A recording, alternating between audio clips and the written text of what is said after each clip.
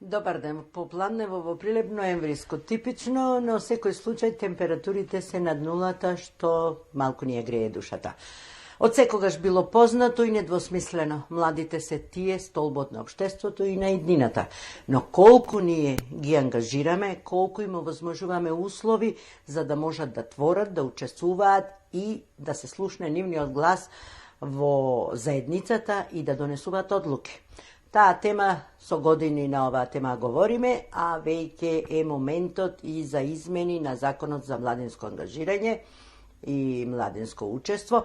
Со нас соговорник во емисијата е Зоран Илиевски од невладината организација. Сега, да кажеме 20 години вие се занимавате со ова прашање, па ќе дојдеме ли нешто што може и треба да се промени и како велат, не 5 до 12, 12 часот е.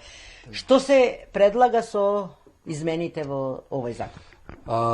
Трета година од донесувањето на Законот за младинско учество и младински политики, со неговата примена се увидеа потреба за негови измени и дополнување. Таквото нешто веќе повеќе од година и пол го адресираме до клучните донесувачи на одлуки, дека се неопходни измени за да се усоврши имплементацијата на законот. Неодамна, оваа година од јуни месец, клубот на млади пратеници од парламентот поднесе, односно започна иницијатива за измена и дополнување на законот со цел да се подобри неговата примена. Но за жал, финализирањето на тој процес на измени и дополнување и она што беше предложено од страна на клубот на млади пратеници е поразително кога станува збор за ангажман и поголемо учество.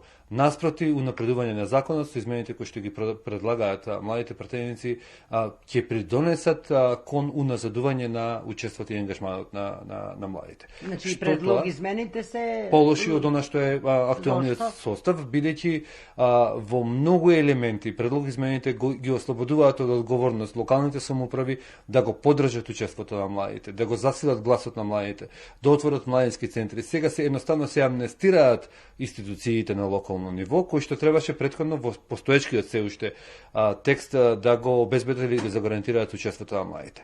Па така, токму и нашето делување, убаво кажа во самиот почеток, бети 20 години постоиме и се формиравме како коалиција на младински организации за да го застапуваме гласот на младите, за да државата има национална стратегија за млади пред 20 години. Сега повторно се застапуваме за подобрување на законот за младинско учество и младински политики. Што предлагате вие? Што е правилното? Правилното е прво, имаме закон за млади каде што првин треба да се слушне гласот на младите, да слушнеме тие што мислат дека треба да се подобри. Предложените измени не се одесуваат воопшто со размислувањето на младите, бидејќи младите никој не ги прашал. Право. Тоа е тука основата на демократското учество на младите. Дел не се и тука за да ги прашаме, но ќе најдеме форми, сега барем со дигитализацијата ќе можеме да ги прашаме и нив. Суштинскиот момент е дека измените предлог, измените дополнувањата кои што се предложени од страна на клубот на млади пратеници, дека го уназадуваат младинското учество, дека не е воспоставен процес на консултации, процес да ги праша младите, да ги праша младинските организации, да ги праша тие кои што директно се вклучени и засегнати со самиот закон. Тука вие можете да ги поднесете, ќе ги прифатите? Апсолутно, да. Нашиот пристап кон овој процес е дека мораме и ние ќе направиме процес кој што ќе овозможи подеднакво вклучување на сите кои што се клучни во законот. Да го слушниме мислењето на оние кои што се дел од спроведувањето на законот. Тука станува збор за општините, службениците на млади, локалните младински совети, постоечките младински центри, бидејќи се тие кои што знаат што му фали да биде подобар законот. Без никој нив да ги праша не може да поднесе измени. На крајот на во фазонот на учеството не може да има учество на младите без директно вклучување на младите. Во овој момент и актуелната состојба е дека она што е понудено од страна на младите пратеници е дека неприфатливо направено е во процес во кој што најголем дел од чинителите не се прашани за нивото мислење. Оние кои што се практичари на законот не го кажале своето мислење за да биде подобар. Каква е моменталната состојба? Еве и во Прилепскиот регион и воопшто во државава некој. Па денес ми е драго согласно информациите кои што ги имаме, денес ми е драго на овој ден, денеска во Прилеп се формира и локалниот младински совет во општината, денес во моментов е тек првата седница на локалниот младински совет, треба нека Ирлија и да бидат успешни или најуспешни од сите останати локални младински совети.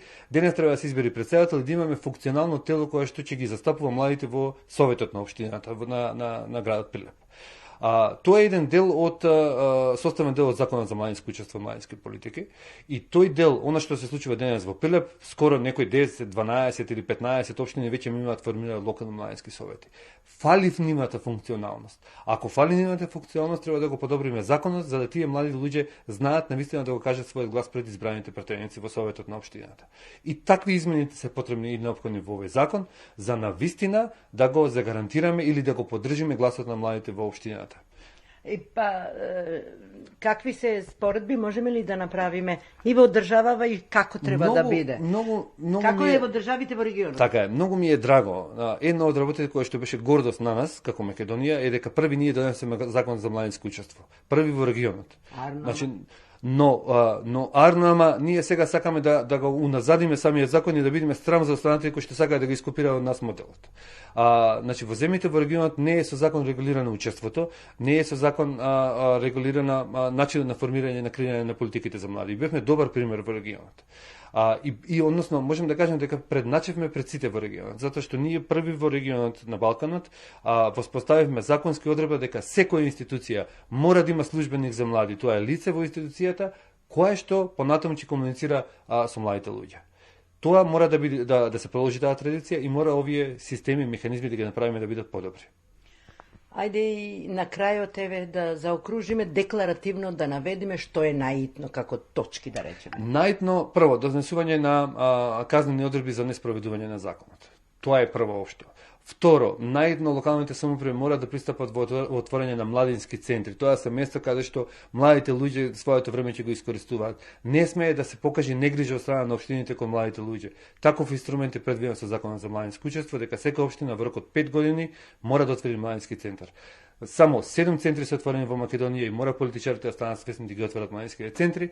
И трето, најбитно, на локално ниво, зборувам за интересот на младите, тие се таму на локално ниво, е да се поддржат младите, да ги формираат локалните младински совети, да почнат да учествуваат во работата на советот, се со цел возрастните да го слушнат нивниот глас, да ја слушнат нивната реална потреба за да може да го промениме во општество. Благодарам, Зоран. На оваа тема има многу што да се зборува и ќе речеме, ако сме биле први да донесеме закон за младинско ангажирање, нека бидеме први на квалитетни измени во кои ќе се слушне гласот на младите. Студија.